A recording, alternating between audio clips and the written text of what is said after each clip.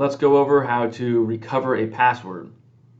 If you've forgotten your password and can't log in, what you'll do is on the login screen, move down to the Forgot Password button, left click that,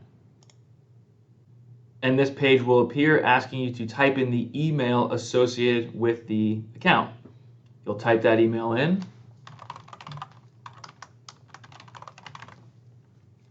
left click Submit,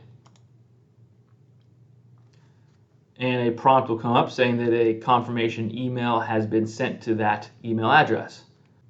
Then go to that email that you should have received, and a message from our support team will appear providing you with a link to reset your password. Go ahead and left click that link. You'll need your username, so start by typing that in.